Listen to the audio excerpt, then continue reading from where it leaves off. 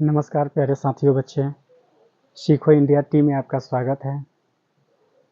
अच्छा है कि जी आप अच्छे होंगे, पढ़ाई अच्छा चल रहा होगा।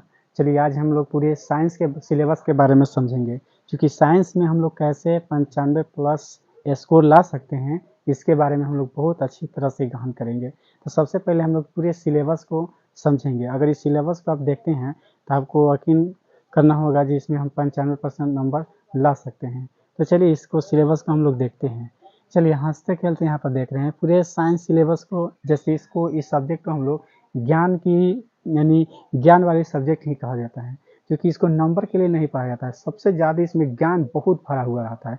इसको अगर पढ़ते हैं तो आगे कंपटीशन की तैयारी में रामबाग बन साबित होगा आपको, क्योंकि यहाँ पर देख रहे हैं जिससे बहुत बड़ा सीख मिलता है, बहुत बड़ा ज्ञान की, चूँकि इसमें भंडार ही है। तो इस सब्जेक्ट को हम लोग सीखते हैं ज्ञान के माध्यम से, और इसमें कैसे हम लोग अधिक से अधिक नंबर ला सकते हैं। तो सबसे पहले यहाँ पर खास करके देखेंगे जो बिहार बोर्ड के बच्चे हैं, मेरे प्यारे बच्चे, उसके लिए बहुत अच्छा है। अगर अदर बोर्ड पे भी है तो आप देख सकते हैं, लेकिन खास करके बिहार बोर्ड के सिलेबस के लिए बहुत बढ़िया है। तो चलिए इसको हम लोग सिलेबस को समझते हैं।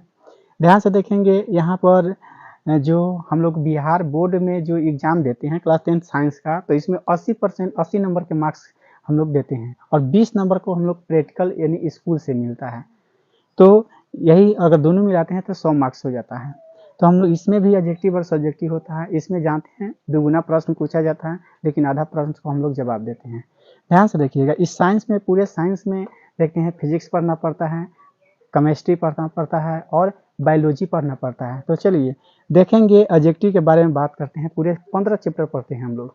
एडजेक्टिव में अगर हम लोग देखते हैं तो यहाँ पर एडजेक्टिव में देख रहे हैं 40 नंबर के पूछे जाता है। देख रहे हैं फिजिक्स से, जिसको हम भौतिकी कहते हैं, इससे मात्र 13 ही पूछा जाएगा। 13 के पूछा नहीं जाएगा, पूछा जाएगा इससे दुगुना प्रश्न 26 पूछा जाएगा, लेकिन आपको 13 के ही जवाब देना है। इसमें पूछा जाएगा केमिस्ट्री में 13 प्रश्न, इसमें पूछा जाएगा बायोलॉजी में 14 प्रश्न। लेकिन देखिए पूछने के लिए पूछा जाएगा, लेकिन सब में दुगुना प्रश्न है। इसमें देखते हैं 26 को पूछा जाता है, इसमें 26 हुआ, इसमें 14 दूना 28 को पूछा जाता है। अगर ऐसा भी होता है, खास करके इस पर भी ध्यान देना होगा। मान के चलिए आप बायोलॉजी में 28 बहुत अच्छा है पढ़ने में, केमिस्ट्री में बहुत कमज़ोर है, तो आप चाहिएगा जी हम 28 में 28 अगर केमिस्ट्री यहाँ पर बायोलॉजी का ही बना ले तो आपको आसान से बना सकते हैं, इसमें कोई नहीं रोक सकता है।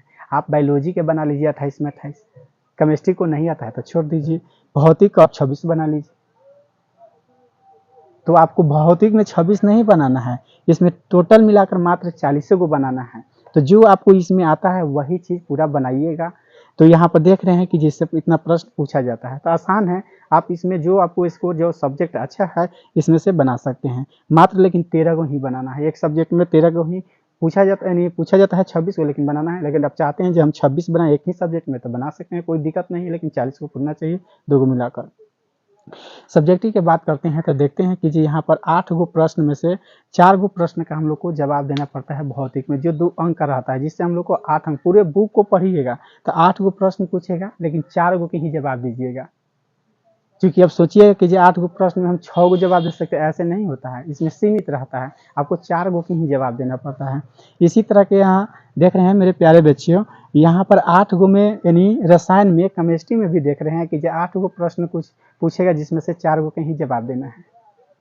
उसी तरह बायोलॉजी में देख रहे हैं यहाँ पर 8 गो में से यहाँ पर 8 गो प्रश्न पूछता है, जिसमें से 4 गो के जवाब ही देना पड़ता है। तो पूरे बुक आपको बायोलॉजी का अगर पढ़ते हैं तो मात्र 8 गो क्वेश्चन पूछेगा, जिसमें से आपको 4 गो के ही जवाब देना पड़ेगा। और यहाँ पर देख रहे हैं पूरे भौतिक को अगर पूरा बुक को पढ़ते हैं हम लोग, तो यहाँ पर देख रहे हैं 6 अंक के जो प्रश्न होता है मात्र एक ही पूछा जाता है। पूछने के लिए 2 पूछा जाता है, लेकिन मात्र हमको एक का ही जवाब देना पड़ता है।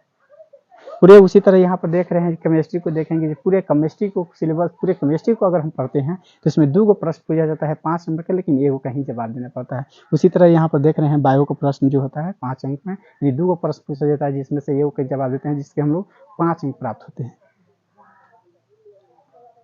तो देख रहे हैं कि जी अगर हम पूरा इसमें से 40 गो और इसमें से एडजेक्टिव में से 40 गो पूरा मिलाते हैं तो 80 गो अंक आ जाता है।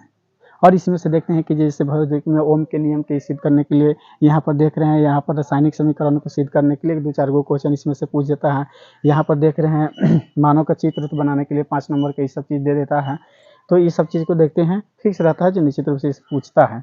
तो यहाँ पर देख रहे हैं, अगर मान के चलिए यहाँ पर देख रहे हैं कि जी 8 8 16 तक 24 यहाँ पर प्रश्न आता है, इसमें से कोई 5 एक 6 अंक ला सकते हैं। तो यहाँ पर देखेंगे कि जे यहाँ से हम लोग का लगभग स्कोरिंग क्या हो जाएगा। यहाँ पर अगर मानते हैं कि जी इसमें से अगर 9 भी बनाइएगा तो आप भौतिक में आपको क्या कर सकते हैं, अगर 40 यहाँ पर भी आपको 40 में 40, चूँकि 80 में से 40 को बनाना है, उसके बाद में इसमें भी 80 को है, इसमें से कम से कम आप यहाँ 80 यहाँ पर देख रहे हैं 40 गुना 80 को है, लेकिन कम से कम इसमें भी अगर आप 40 लाते हैं यानी कम से कम 3500 लाते हैं तो आपका देख रहे हैं कि ये कितना हो जाएगा 75 और 20 से 95 हो जाएगा।